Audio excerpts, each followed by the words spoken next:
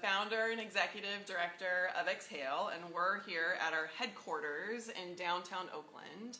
HQ. HQ with a very special guest, Glynn Washington. If you don't know who he is, but I imagine most of you do, he is the creator and producer and host of a really incredible storytelling program called Snap Judgment. Yeah. Hey, everybody. Thanks for coming. Thrilled to be here. Yeah. So for those of you that don't know much about Exhale or hearing about us for the first time, we've been around for almost 15 years. And we started by offering a talk line for people who've had abortions to call and get non-judgmental emotional support. And we've been running that talk line for about 15 years. And you can imagine since the election that the need for it has gone up pretty high. More and more calls are coming in. One of the awesome things that's happening is, maybe that's one of those calls now, is we've also gotten a lot of people wanting to volunteer at Exhale. So people are like feeling the need to like jump in and do stuff. And so today is Giving Tuesday, and we're trying to raise $12,000 today to get a training off the ground for these volunteers. So that's a little bit about who we are. Wow. Well, I know a little bit about who you are, Yeah. Aspen, and I just want, it'd be great if you could tell some of the folks who might be new, Yeah. what pro-voice really means. Yeah. What does that actually mean? It's a pro-voice organization. Yeah, that's right. Thanks for asking. So when we started, we didn't want to use a label because we knew that people who had abortions came from all kinds of backgrounds and all kinds of political beliefs. And we thought that the labels could, kind of get in the way of them feeling like we were a safe place for them. But over time, as we were listening to people on our talk line and how they talked about their own experiences, and then hearing what gets said politically about abortion, it was like these were these two very, very different conversations that were taking place. And we wanted to totally change and transform the way that people talk about abortion. And so we use listening and storytelling to do that. And that is what we call pro-voice. It's strategies for about how we go about having what's a hard conversation for a lot of people. As opposed to pro-life or pro-choice. As opposed to a policy position. Okay.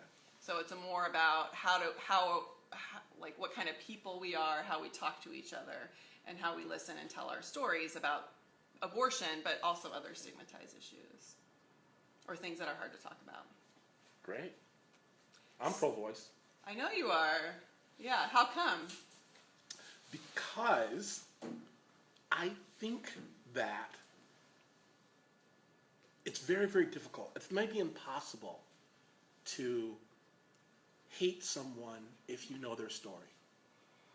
And Snap Judgment, our show, is all about allowing people to, at least for a little bit, wear someone else's skin and kind of get behind someone else's eyes, see the world through a different perspective.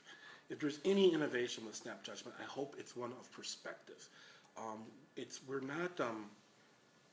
kid around at the end of every show and say this is not the news, but it's really serious because I don't want to be a reporter, because a reporter is sort of an arbiter of what goes in and what goes out and this type of thing. And what I really want to do, and I think our team does such an amazing job of, is letting people tell their own stories and getting out of the way. Sometimes leaning in. Sometimes there are characters in the story. I remember our first story was when a couple from San Francisco, same-sex couple, they were looking to adopt, and they got a phone call after a year of trying, got a phone call and said, from the foster to adopt system, and they said, look, we've got 3 medically fragile triplets. Would you consider it becoming their foster parents? 99% chance they would go towards adoption. You have 2 hours. Go. And it was like the perfect for our organization, Snap Judgment. Yep. I was like, that must be how you got your name. Yeah. And what they did, what they did is an amazing story. But when and to make a very long story short, they took these fragile kids, nursed them back to health, had an army of people, their friends, helping them with these children, going back and forth to the hospital. And over a year, they got, one boy had a colostomy bag, the others were very, very frail, but they did it. And and at the end of the year, a maternal grandmother found out about these twins and found out that a same-sex couple had adopted them and decided she couldn't deal with that, and she took them. Oh, that's why I said, did you give your babies away? And they're like, no. They were taken from us. And even now, when I think about that, I couldn't pretend that it didn't affect. I cried in their living room with them. I didn't want to be anybody's reporter. They told me something that made me weep. And allowing that to happen on a show, allowing yourself to be a part of it, if it makes sense, is part of, I think, I'll just put it this way, there's lots of ways to tell stories. I don't want to knock the journalists because they have an amazing job to do, and they have a big job to do right now. They have a huge job to do right now. But there's just a lot of different ways to tell a story. So one of the things I wanted to ask you was that I know that you are a man of many talents. Many talents. I can dance. You can dance. You've had a few different jobs in your life and some different careers. And so why did you pick this? Why is storytelling your passion and the thing that you dedicate so much of your time and emotion to? Well, Aspen, I think I met you when I was a nonprofit director. Yes. We met at Executive Director 101. Yes, that's what it was. So, nonprofit. Long time ago. Purpose Point program, yes, right? Yes, that's right. And I had been running nonprofits for some time. My background, I've done a lot of different things, but my background at the time had kind of led towards nonprofit direction, and I liked that. I think I was really into it. And as you know, whenever you're trying to move anything, policy or anything else, the direction of organizations, when you are a nonprofit director, generally you don't have a lot of money, and sometimes you have minus money, and the only currency that you have for policy is the ability to tell a story, and telling stories even to the most jaded, hardened, withered politician. If you can find a story that aims here, this is what happens. People in policy positions, what they want to do, what our instinct is to make a PowerPoint presentation or to make some big policy manual book like this thick with all the pictures and graphs and nonsense in there that no one in the history of time has ever read. It's never happened before. No one has ever read one of those. And so as a nonprofit director, I decided I'm not going to do that anymore. I'm going to find stories that resonate with people and tell those instead. I'm going to forget the PowerPoint, forget all the nonsense, forget the flash. Let's work on telling stories. It was extremely effective. I never thought of myself as a storyteller at that time. I thought of myself as a nonprofit director. But the truth of the matter is that I guess I've been telling stories for some time. Yeah. So now here we are. Yes. Here we are. A few weeks after the election. Mm-hmm. How you feeling? Terrible most of the time. Terrible. Why? I think I felt like, the morning after the election, the rug had been pulled out from under my feet, and everything that I thought that I knew about the world or how I thought the world operated was called into question.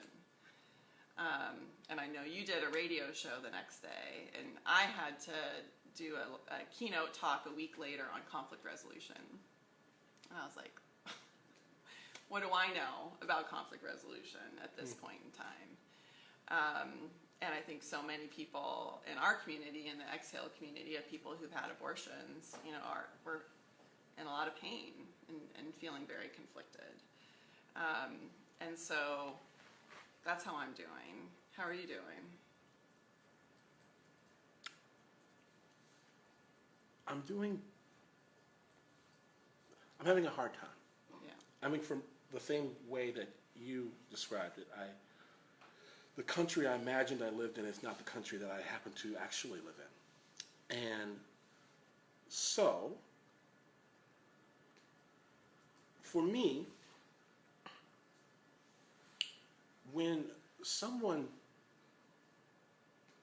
rises to political prominence on the birtherism, which is racism, announces their campaign by calling Mexicans rapists, then says that a Mexican judge can't judge him, a white person, hires the head of the racist white nationalist movement as his campaign chief of staff, holds up with him at the end of the campaign,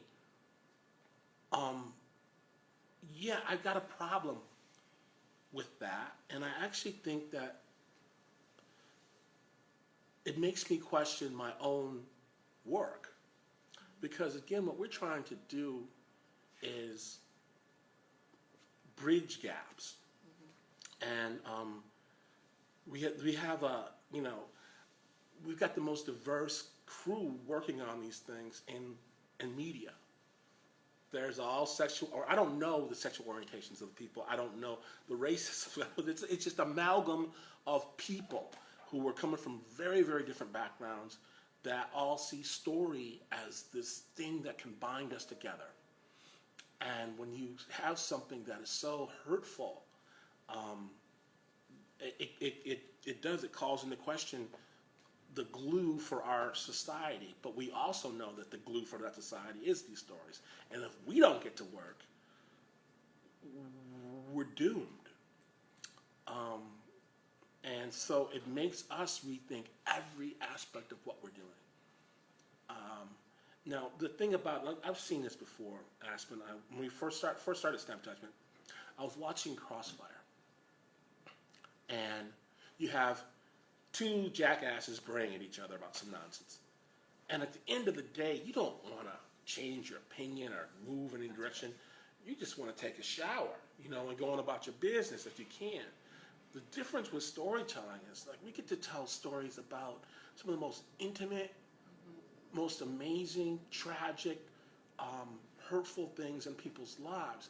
We can play a transsexual stripper story in West Texas and without a comment, because it's just this person telling their story. I'm not trying to convince you of anything. They're trying to say, this happened to me. And there's not really a lot of argument with that. And once we understand, I think, that this happened to me, and this is the way I see it, and this is what I heard, that I think that the term empathy gets bantered around a lot, but we've got to find a way to reach across a table, across an aisle, across the city, across neighborhoods. And empathy is the only tool that we have. And so, on one hand, I can say, I have a job forever, even in this pain. And I know that we've got to dig deeper than we've ever done before. Do you mean like you need to tell different kinds of stories? Or is like your approach to the storytelling going to change? We are not, again, I find myself sometimes, I can get shrill and political with the best of them. I was a political person. I am a political person. But that might not be what my role is. Maybe my particular gift or opportunity is to shine some light on people's situations in ways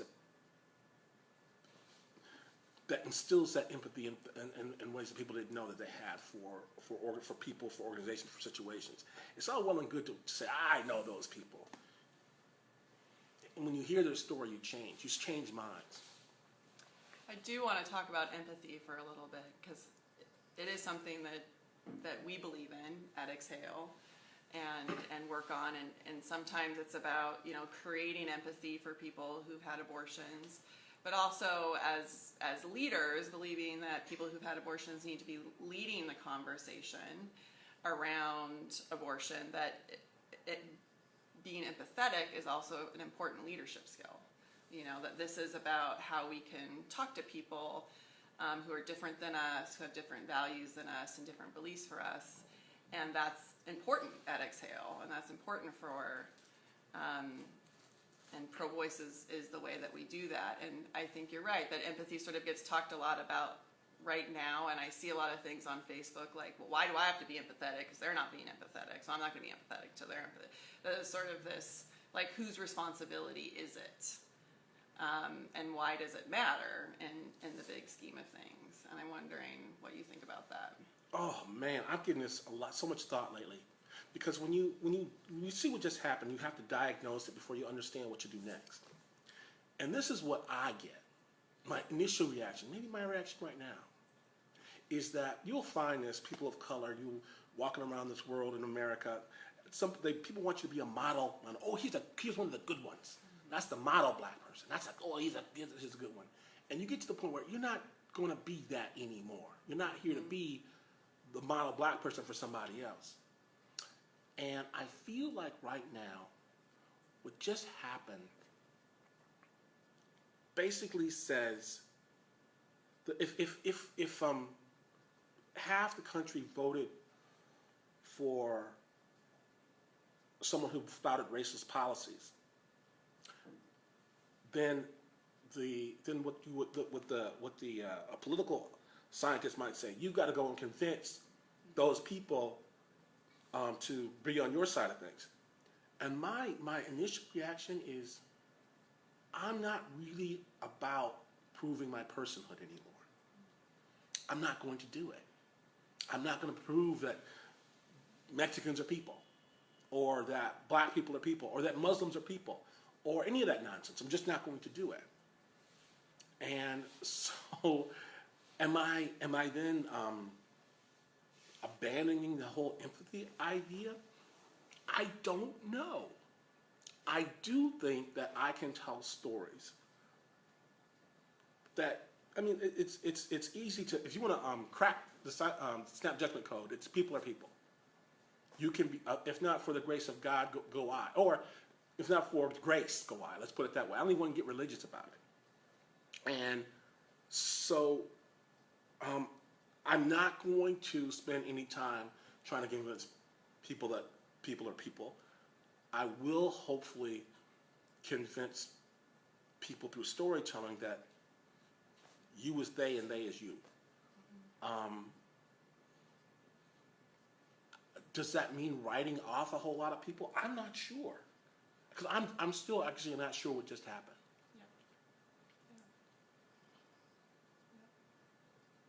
We just want to bring love with a sword. No, because this. Let me just tell you a little story. And first of all, I want to say this too. This is taking this time out right now to raise some money for a pro-voice organization. And I'm sure you see on your screen right now how to give money to Excel. They're trying to raise $12,000 today for pro-voice to support the women who've had this experience, no matter what range or perspective, how you lie on the scale. We could all agree that these women need support. And so let me just say a story that I just got a letter last week from a friend I grew up with. And she said that she has 2 girls. Her kids are brown, she's white. One of the girls was surrounded by people screaming, "Build that wall, build that wall, build that wall." And one of the little girls was pushed down some stairs because the boy said he's tired of slow brown people. The girl has cystic fibrosis. And I wonder sociologically what happens when you unleash hate into a society, when you give it a name and you give it a leadership mantle. I wonder how that works, and I think we're an experiment to see. Right now, that woman just pulled her girls out of school. I was like, what are you going to do now? She said, I don't know, but if you have any homeschooling books, send them my way. I heard from people beforehand saying that they were going to move if so-and-so won or so-and-so won. We hear this every 4 years. I've never heard it this serious before. And I don't really think it's going to happen. I think what's going to happen is that people are going to pull into enclaves that they feel more comfortable. I think that there's going to be a great sorting. I think it's happening right now. That people, I guess 20 years ago, people didn't consider the political persuasion of the neighborhoods before they moved to them. Now, it's one of the first things that you do. And you're seeing people go to their camps. And I'm doing the same thing. I'm in the middle of a bubble, no question about it. Most of my neighbors and people, they wouldn't have considered this an option. And I want, frankly, given my own background, I want my little brown babies to grow up not considering the limits on themselves because of how other people view their skin. I want that for them. So maybe I want them to be in a bubble, at least for a little while. I don't know. We talk about it a lot now, and I think the good thing about this is the conversations that, look, everything needs doing. And needed doing before this happened, and it needs doing after. If you want to go, if you go down the street right now and set up a funnel system that kept waste from going into the bay, you'd be a leader, and the world would be a better place. And nobody's doing it enough right now. And if you want to take care of the dogs that are wandering the parks. I have a friend who she catches a dog every other day and takes care of the dog by herself. No one's paying her to do that. You can say, well, you should be helping, kids and whatever. Everyone's got something to do. And I think this is a lot of ways. It's a call. It's a reach. It's like, look, Barack's not going to do this for you. Hillary ain't going to do this for you. I think a lot of people got really complacent about how they make the world a better place. And I think we're going to have some good opportunities to find out how to let your light shine here that have nothing to do with national politics. And so I know that it's something that we've just been thinking about. How do we commit ourselves to that? How do we keep the energy going? Because there's a kid out there right now within a mile of where we are having this conversation that is being abused. That's fallen through the cracks. That needs a little bit of love and caring and tenderness to make them go to the next level. That was going to happen before. This is going to happen after. We got to find a way to make sure that people of goodwill are doing good things. So we're going to wrap up in a second, Glenn, but there's one question I want to make sure that I know that someone has asked for you and get your thoughts, and then we'll wrap it up. And the question is, in an era of quote-unquote post-truth, how do you encourage storytellers to trust their voice and to value their own stories? Such a good question. Because we do seem to be in an era of post-truth. And that the truth doesn't seem to matter, or essentially that lies can affect the dialogue to such an extent where the truth seems irrelevant. And I don't know that I have a perfect answer to that. I do know that integrity is something that pays off over time. And that outlets, you can flash with this nonsense, or people. We have to believe that integrity, that truth-telling, which is essentially what integrity is, has a long-term resonance. And even if the fruits of that are not immediate, I don't know that Dr. Martin Luther King had an idea that when he was writing his notes in the Birmingham jail, that we'd be reading them some 50 years later, some 60 years later. But it was born of integrity, it was born of truth, and the lies that were written about him are not something that we're reading now, not something that I'm reading. But I keep going back to those notes, those letters, and that power, that conviction. It's still resonant. The issues are still the exact same, which is the terrible thing. But man, the power of that is amazing. The truth of that, I just don't think we can let ourselves despair, especially those, Aspen, those of us with children. We don't get to despair. We get to mourn. We gotta pick ourselves the hell up and figure out how we make a world a better place for them. They don't deserve this. They deserve to be able to breathe clean water and fresh air and not have a sting and lash of racism chase them for another generation. They deserve our best. And, and you know as well as I do that lies aren't going to get them there. Well, Glenn, there's so many things that I appreciate about you, and I certainly appreciate your time today and hearing your thoughts. And, I think one of, showing up as you are, it's a platform that you give to other people on your show to show up as they are. And I think you've shown up as you are today, and we are in uncertain times, and it is difficult and it is chaotic, and